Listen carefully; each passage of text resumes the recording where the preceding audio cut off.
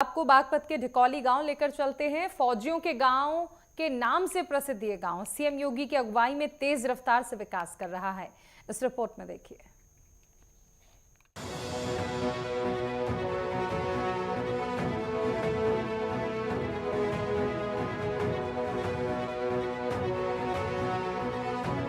देश की राजधानी दिल्ली से महज 20 किलोमीटर की दूरी पर स्थित बागपत जिले का ढिकौली गांव आज अपनी पहचान सिर्फ फौजियों के गांव के रूप में नहीं, बल्कि विकास और आत्मनिर्भरता के एक अनूठे मॉडल के रूप में बना रहा है।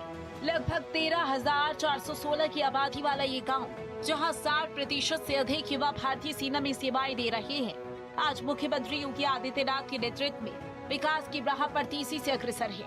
यहाँ के लोगों की देशभक्ति और मेहनत सरकार की नीतियों के साथ मिलकर एक सशक्त गांव का निर्माण कर रही है। ढिकौली गांव की विकास यात्रा शुरू होती है बुनियादी सुविधाओं के विकास से। यहाँ पक्की सड़कों का जाल बिछाया गया है, साथ ही मजबूत घर भी बनाए गए हैं। एक समय था जब यहाँ ज्यादातर कच्चे मकान हुआ करते थे, लेकिन अब उनका स्थान पक्के मकानों ने ले लिया है, क्योंकि सरकार की योजनाओं के तहत गांव की सभी सड़कें पक्की हो चुकी हैं, जिससे ग्रामीणों का आवागमन आसान हुआ है। इससे लोगों को तो राहत मिली ही है, साथ ही गांव की अर्थव्यवस्था को भी गति मिली। ढिकौली में शिक्षा के अच्छे इंतजाम है। गांव में एक प्राथमिक विद्यालय और एक प्रतिष्ठित Mahatma Gandhi memorial degree college है। इस कॉलेज ने गांव के युवाओं को उच्च शिक्षा के अवसर प्रदान किए हैं। साथ ही यहाँ खेल के बड़े मैदान भी है, जहाँ युवा फौज में जाने के लिए तैयारी करते हैं। गांव के लोग शिक्षा को कितना महत्व देते हैं, ये इस बात से साफ है कि यहाँ के कई युवा IAS, PCS और शिक्षा जैसे उच्च पदों पर भी कार्यरत हैं। अमित कौन सी क्लास में पढ़ते हो? मैं सर आर्मी की तैयारी कर रहा हूँ। 12th पास हुई है, ये फर्स्ट ईयर में एडमिशन। नहीं अमित, जैसे आप ढिकौली के रहने वाले हो, आपके गांव को फौजियों का गांव भी कहते हैं, क्या क्या विकास कार्य हो किए हो? सर विकास कार्य तो यस, पास में सैनिक भवन है, लाइब्रेरी है सार्वजनिक, बच्चों की पढ़ने की सुविधा है और रनिंग ग्राउंड है। तो विकास कार्य हुए हैं आपके? हाँ जी। तो जैसे ये आपके प्रधान हैं, हाँ जी। उन्होंने विकास कार्य किए ही नहीं? जी विकास कार्य किया है। जैसे फौजियों का गांव है, जी क्या कहोगे आप? जैसे युवा हो, युवाओं के लिए भी क्या कहना चाहोगे? जी, मैं यही कहना चाहूँगा कि फौज के लिए तो हम भी सदैव तत्पर रहे। हमारे बाबा भी फौज में ही थे और भाई है फौज में है, वो भी अग्निवीर में है फिलहाल तो। अच्छा अच्छा, तो आप भी फौज में जाना चाहोगे? जी फौज की तैयारी कर रहे हैं, अग्निवीर की। हमारा पुराना इतिहास है जी ढिकौली गाँव का। पहले बड़े बड़े प्रधान रहे हैं, बड़ी बड़ी हवेली रही है हमारे यहाँ। इतिहास बहुत पुराना है और बस सब कुल मिलाकर सब ठीक है। यहाँ के विकास कार्य के बारे में क्या कहेंगे? विकास कार्य ठीक चल रहा है, जितना भी है रोड सड़कें जो भी है सब ठीक हैं। यहाँ के जो शिक्षण संस्थाएं हैं उनके बारे में क्या आपका कहना है? क्या कितनी शिक्षण संस्था है? शिक्षा संस्था तो यहाँ जी 5-6 शिक्षा संस्था हैं। ढिकौली में योगी सरकार की योजनाओं के चलते ही अभूतपूर्व विकास हुआ है। सरकार ने न केवल सड़कों और आवास जैसी बुनियादी सुविधाओं पर ध्यान दिया, बल्कि स्वच्छता, शिक्षा और स्वास्थ्य के क्षेत्र में भी काम किया। विकास बढ़िया हो रहा है। प्रधान पूरी तरह से काम कर रहा है, फौजी भी हैं तुम्हारे गाँव में, पुलिस में भी हैं, क्या कहोगे बच्चों के लिए, युवा बच्चों के लिए क्या कहोगे आप? नहीं, बच्चों के लिए तो भाई जैसा ग्राउंड है, ग्राउंड पे भी ध्यान दे रही है। इंटर कॉलेज में बड़ा ग्राउंड है, बच्चे जाते हैं, रेस करते हैं दोनों टाइम। सुबह 4 बजे उठते हैं, फिर शाम को भी दौड़ लगा रहे, तो आगे भर्ती की तैयारी कर रहे हैं पूरी। नहीं, जिस तरह से आपकी खेती भी देखी है हमने गांव के अंदर, कि पहले तो किसान काम करते थे, अब किसान मजदूरों से काम करवा रहे, तो कुछ ना कुछ तो परिवर्तन हुआ है ना गांव के अंदर? नहीं, किसान आज भी अपने हाथ तय करके राजी है, मजदूर पे भी करवा रहे हैं, फिर बच्चे नौकरी पे से में जा रहे हैं दूसरे बजे तक। गांव में बहुउद्देशीय प्राथमिक ग्रामीण सहकारी समिति का कार्यालय है, जो ग्रामीणों को विभिन्न सरकारी योजनाओं का लाभ देने में मदद करता है। इसके अलावा यहाँ पंचायत घर भी है, जो ग्रामीण प्रशासन का केंद्र है। समाज सेवा से जुड़े राजू नेताजी भी गांव के विकास कार्यों से संतुष्ट है। इससे पता लगता है कि सरकार और स्थानीय लोग मिलकर गांव के विकास के लिए लगातार प्रयास कर रहे हैं। नेटवर्क की टीम ग्रामीण भारत कार्यक्रम के तहत जनपद बागपत के गांव ढिकौली में पहुंची है। ढिकौली गांव के बारे में कहा जाता है कि फौजियों का गांव इसको कहा जाता है। इसके बारे में अगर जानकारी के अनुसार बात करें तो लगभग 60 से 70% यहाँ के लोग फौज में है, तो इसलिए फौज का गांव फिर फौजियों का गाँव ढिकोली कहा जा सकता है। यहाँ पर कुछ लोग जो यहाँ पर हैं उनसे बात करेंगे कि ढिकोली का गाँव क्यों कहा जाता है, इसमें क्या विकास कार्य है। यहाँ पर हमारे सामने खड़े हैं राजू, नेताजी इनको कहते हैं। इनसे पहले हमारा सवाल है कि नेताजी क्यों कहते हैं आपको? ऐसा ही नेताजी को कहा जाता है कि मैं अच्छे कार्य करता हूँ, समाज में किसका पक्ष लेता हूँ, निष्पक्षपात करता हूँ। और हमारा रहा फौजियों का, हमारे पहले से दादा परदादा फौज में होते आए हैं, लड़के बहुत ज़्यादा पुलिस में है, फौज में है। हमारे यहाँ जितनी भी ईर्षा एक दूसरे की झूठी सच्ची बातों पे है।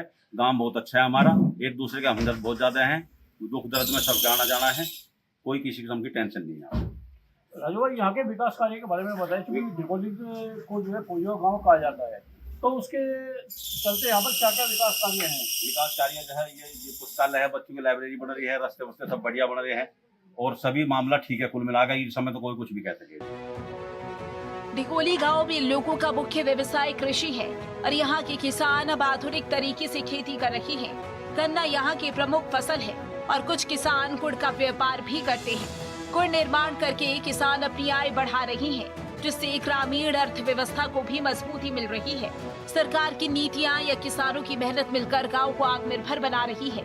यहाँ के किसान अब अपनी खेती में मजदूरों का भी सहयोग लेते हैं, जिससे स्थानीय स्तर पर रोजगार के अवसर भी पैदा हो रहे हैं। भैया, यहाँ खेतों में हो काम कर रहे हो, क्या काम करते हैं आप? हम एक बनाई करें, मजदूरी का कार्य करते हो? हाँ जी। कितना पैसा मिल जाता है आपको मजदूरी का? मजदूरी का मिल जाए 500 रुपये बीघा। कितने लोग हैं आप काम करने वाले यहाँ पर? 3 लोग हैं जी। तो 500 रुपये एक को मिलता है, तीनों को मिलता है? अलग अलग मिले। एक दिन में कितना काम कर लेते हैं आप? बस 2 बीघे बन जाए जी। मतलब 1000 रुपये आप हाँ मजदूरी कर लेते हैं आप? हाँ जी। तो दूर जाकर भी करते हैं या बागपत में करते हैं आप काम? हाँ जी, यहाँ 2-3 साल तक है। ढिकोली गांव को फौजियों का गांव कहा जाता है। यहाँ की 60% आबादी भारतीय सेना में सेवा दे रही है। पूर्व सैनिक लच्छीराम बताते हैं कि उनकी 5 पीढ़ियां सरहद पर देश की सेवा कर रही हैं। ये इस गांव की देशभक्ति की गौरवशाली परंपरा को दर्शाता है। गांव के युवा भी अग्निवीर बनकर सेना में जाने की तैयारी कर रहे हैं। ये गांव कारगिल के शहीद सुरेंद्र सिंह ढाका की शहादत को भी याद करता है, जिनकी स्मृति में एक प्रतिमा लगाई गई है। कितने साल फौज में सेवा दी आपने? कितनी पीढ़ी आपकी फौज में है इस टाइम? मेरी 5 पीढ़ी फौज में है। आपके गांव को फौजियों का गांव कहा जाता है? हाँ, ये तकरीबन 60-70 के करीब ये भी है।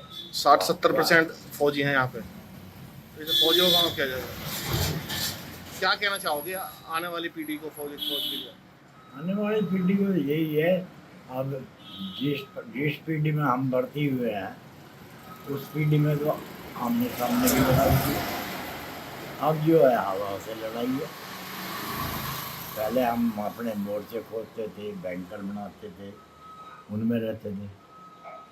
आपका गांव जो है फौजियों का गांव कहलाता है? फौजियों का कहलाता है। इसके बारे में थोड़ा सा बताइएगा आप। ब्रिगेडियर यहाँ पे रहे, कर्नल तो कई एक रहे हैं यहाँ पर, ब्रिगेडियर तक रहे। फौजी बहुत काफ़ी हैं, 70%। यहाँ के युवाओं के बारे में कुछ बताइए। युवा अच्छे हैं और रेस लगाते हैं और सर्विस में भी मेहनत कर रहे हैं। फौज की नौकरी के ज़्यादा इच्छुक हैं। ढिकोली गांव के विकास की कहानी दिखाती है कि योगी सरकार का लक्ष्य हर गांव को आत्मनिर्भर बनाना है, ताकि कोई भी गांव विकास की दौड़ में पीछे ना रहे। लोगों से बात की, लोगों ने बताया कि यहाँ पर किस प्रकार से जो है जीवन यापन करते हैं। लोगों का मुख्य पेशा यहाँ पर कृषि है। लोगों ने अपनी समस्याएं हमारे सामने बताई हैं। लोगों ने ये भी बताया कि यहाँ पर विकास कार्य हुआ है। स्पोर्ट्स के मामले में भी यहाँ पर जो है काफ़ी जो कुछ प्रगति हुई है। खेल मैदान भी यहाँ पर है, शिक्षण संस्थान भी यहाँ पर है। और सरकार की जो एक नीति थी गन्ना पेमेंट के बारे में, किसान उनके जो पदाधिकारी थे उनका कहना था कि गन्ना भुगतान जो है किसानों की सबसे बड़ी समस्या, और बिजली के स्मार्ट मीटर को लेकर भी कुछ विरोध उनको जताया। इन लोगों की जानकारी के साथ सहयोगी कैमरा पर्सन के साथ सुनील अग्रवाल, नेटवर्क 10 बागपत।